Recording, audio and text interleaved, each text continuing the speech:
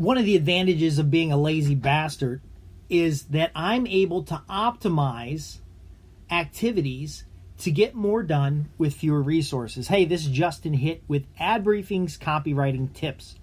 Let me share with you a method. First off, if you want to get anything done, give it to a lazy person. Now, I'm not lazy in the sense that I'm laying around all the time. I work more hours than's healthy.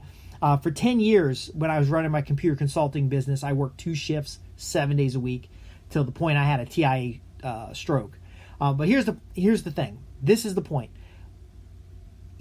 If you want to get more accomplished and take your copywriting from $99 press releases to 6-figure and 5-figure press releases or sales letters or other consulting services that allow you to run $1 million plus, whether you want a boutique marketing agency or you just want to be a guru copywriter, you need to understand how to improve your optimization, how to improve your operations. And I'll give you one example here. I have been recording for almost 20 years now. I found materials from 1996. I've been recording client consultations, thoughts and responses to questions. I had a newsletter that had about 400 paid subscribers, and they would write in more questions than I could possibly answer. So I'd print out the questions, I'd sit down somewhere, and I would record the audio responses to each of the questions. Now, here's the problem, is I was creating more content than I could possibly publish. So I said, well, why don't we get somebody to help me do this? So I'd have my assistant take the audio, chop it up, send back an email reply with a short overview, kind of. So I would, this is back in the 90s before I understood what podcasts were. This is back in the 90s before a lot of people even had good internet connections. But she would chop up the audio real quick with Audacity or whatever the hell she was using. It might have been, a lot of times the tools don't matter, but I think it was like Sony Studio or something old, something nobody ever uses today. But she'd chop them up real quick. She would listen to about the first minute of the audio. So she had the original question, and about the first minute of the audio would listen to it and write just a real brief cover letter that kind of bullet pointed a couple of the items. And then she would mail that, email that, or she would burn it to a CD and she would mail it to the client, and the client would just rave. So a lot of these clients were on retainer. The client would rave that I had personally answered their question and that I'd provided them a good assessment of what they need to do next, and they were just loving it. So there's 400 subscribers, probably 20 questions a week. I would create the materials. Now, back then, I had just got familiar with Dan Kennedy and Jim Strahl, a lot of these folks. I didn't understand the concept of what I was buying was also what I was already creating. So a lot of these materials just sat on hard drives, and they ended up, now they're on a network storage device. I got about 12 terabyte network storage device, which about 8 terabytes full of hundreds of hours of audio, email messages. I've got email messages back to 96, 93. I'm kind of a pack rat when it comes to information. Just like how I'm collecting hundreds of books and reading hundreds of books, I've kind of pack rat at this details. But the point I'm making is scale. What I didn't understand and didn't really have the technical capabilities to take action on was that every one of those recordings, especially those recordings where the clients raised their hand and said, oh my gosh, this is incredible, all those materials can become special reports, can be training materials, can be materials I use to get to the clients. In fact, I actually did. I share the example in another program where I wrote a handwritten letter, almost 40 pages, about recycle your marketing. And it was really a response to a client who told me they needed to get new copy. And I kept saying, we've already done a bunch of copy for you, and you're not using half of it, and you want new copy? They had that shiny object syndrome. And I finally just wrote, I was pissed. I wrote them this letter, and I gave them the examples one after another of how I've taken crappy copy. So I was selling Fleet Fuel, and I took the Shell Oil advertisement sales sheets, the one sheets, and I put a cover letter on it. I put a dramatic demonstration letter, so like a case study. I send that out to set appointments because the other salespeople just send in the brochure. They're like playing, they go and visit a client, give them a brochure. Visit a prospect, give them a brochure. Stand around a trade show, give a brochure. Where I was going, and I'd get a list of people who buy that type of product, and I'd send them a letter, a case study, and a brochure. Now, I primarily was sending the brochures to get the damn things out of the office, and because the sales manager at the time wanted us to give out these brochures. In fact, Shell Oil paid them, I think, $10,000 to give out brochures. But you know what? I wanted results. I didn't want to give out brochures. I can hire some kid to give out brochures. I wanted sales. I wanted those commissions. So I put a cover letter on it. I put a case study with it, just like 1 page each. Put in the brochure, mailed it to people who specifically bought that product or service, and I got tremendous results.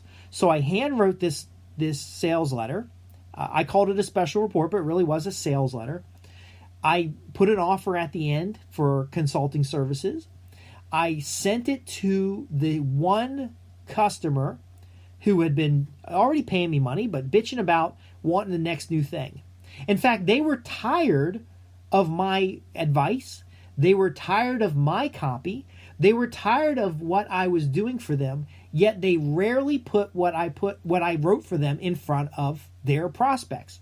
See, I said things like, why don't we get a list together of people who buy what it is that you have to offer and only send those people the sales letters? And he's like, no. I want to send the sales letter to, I bought this list from the Chamber of Commerce. I think everybody should have it. I was like, okay, mail the damn thing. It's not going to get what you're expecting. And then they would say things like, you know what, I like this sales letter, but it's a lot of words. And I was like, okay. And, I needed the money. So I wrote what they asked for, but finally I got tired of it. And I wrote them this report, made a once and done offer, which was basically you either get on board with what I'm selling to you or you get lost. They decided to get lost. So I put the special report on the shelf. Because again, I'm pack-ratting these informations. You might have the same challenge where you got 6 drafts of a document. 1 draft is sent to the client, and the 6 drafts go in a folder in a file somewhere, and you never look at it again. I got the same problem. Hundreds of hours of audio, thousands and thousands of pages of unpublished materials, and in this case, the Recycle Your Marketing program. I have advertised it, but it's pretty much gone out to that one client and then sat for a couple years before I photocopied it a couple times and used it to get new customers. But the point I'm making is without the operational elements, it's just going to be chase that next thing. I know magnetic marketing works. I tell you all the time, magnetic marketing works.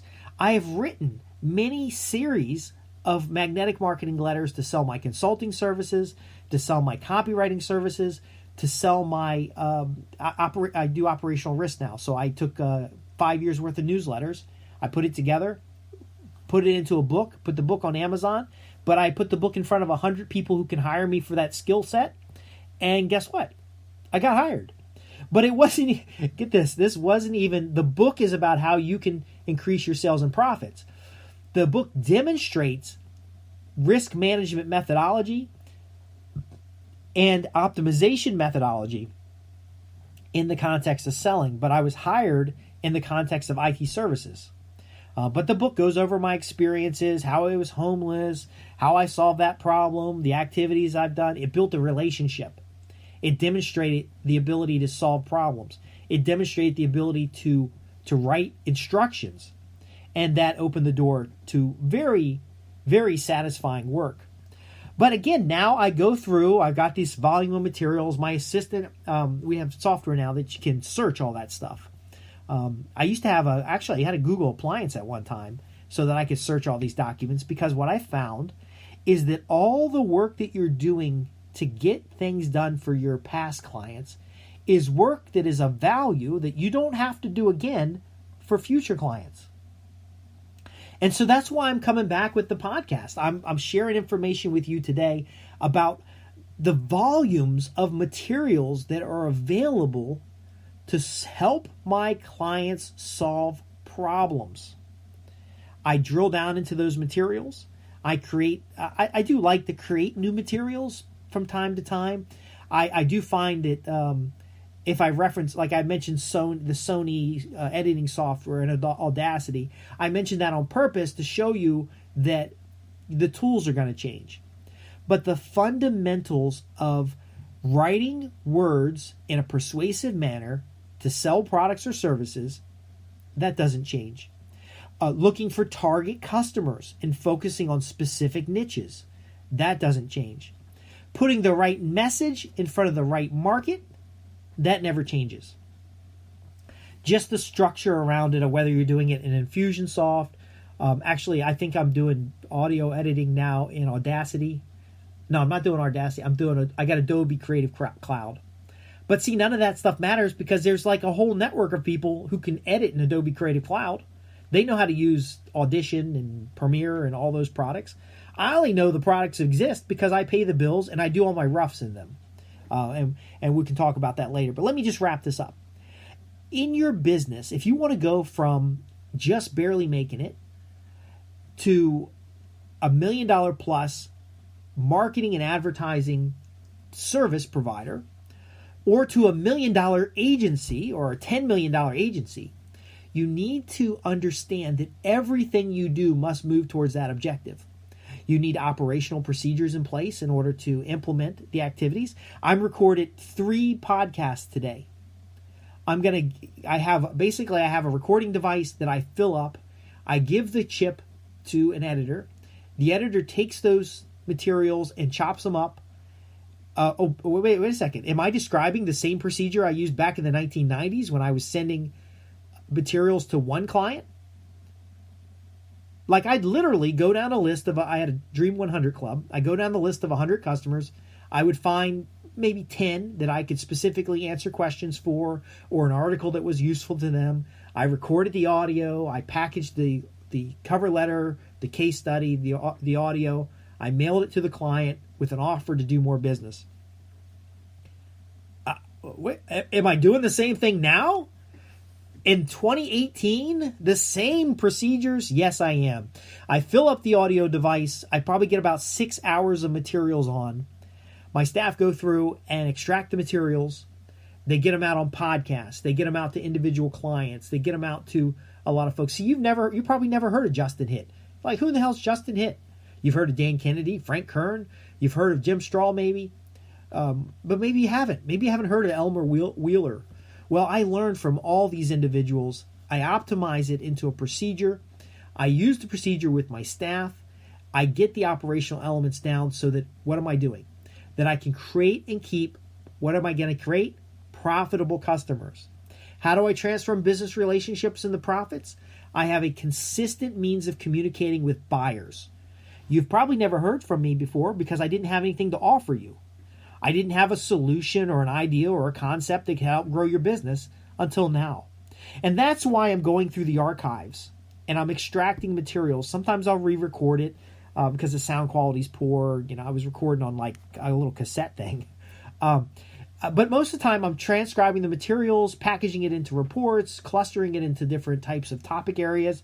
I'm using topic research methods or survey methods in order to determine which products and services you want to purchase.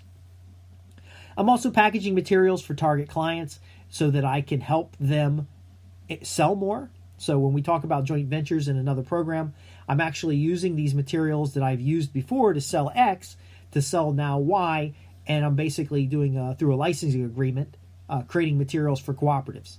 So I might bring together 5 regional providers, manage their whole marketing campaign, help write the copy for everything that they need, recycle the copy they already have, and now instead of having a hit and miss 2 or 3 campaigns a year, they have a full-fledged 12-month marketing campaign, complete with marketing calendar and editorial calendar, where materials are getting created left and right. And since they're not competing with each other, they're able to reach a larger market, and I'm able to do the deep dive analysis without having to have a Fortune 100 client or a Fortune 500 client. I have, the better stability and income because there's a greater audience. So here's my takeaway for you. What is it that you've already done in your business that, if packaged the right way and put in front of the right people, could open the doors to taking your business to the next level? Maybe you've got that $1 million gross. Maybe you're creating for clients $1 million here and there. Well, what if you could create for them 10, 20, 30, 100 million? A lot of people challenge when I say during the 2000 recession, I helped my clients create more than $52 million in new business. They challenge that. And I say, but that, I'm upset. I should have created $100 million for them because I was bringing in $7 million contracts, $25 million contracts, $3 million contracts. I created a backlog. I wanted them to get more. By the way, that was $52 million received that cleared their bank accounts. That's the way you're supposed to manage stuff, measure stuff. But I was disappointed because there was $100 million backlog. And some of those contracts, like the $25 million contract, was a 4-year term. So they didn't get $25 million up front. They get a certain amount each year. But the bottom line is how do we upgrade your opportunity? We upgrade it by understanding the procedure for doing things and then optimizing it. We also understand that everything you do must move towards that outcome.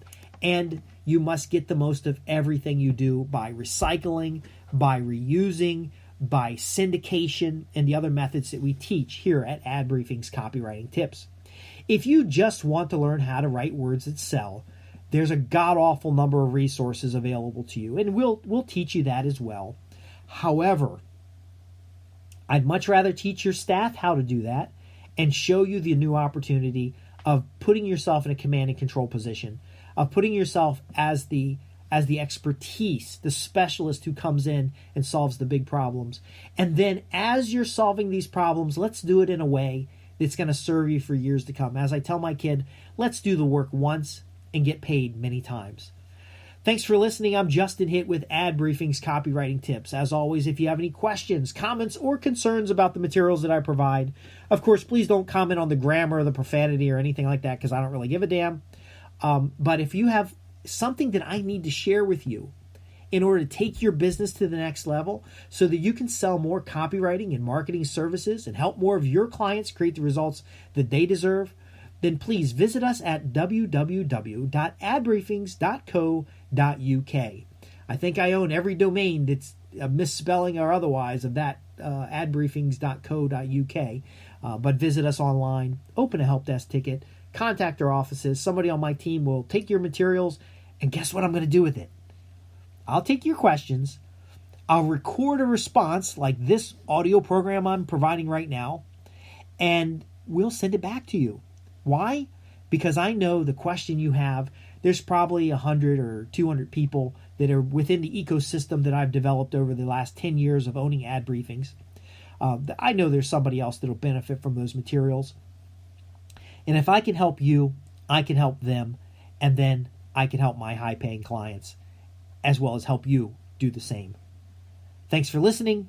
Looking forward to hearing from you. I'm Justin Hitt, and this has been Ad Briefing's Copywriting Tips.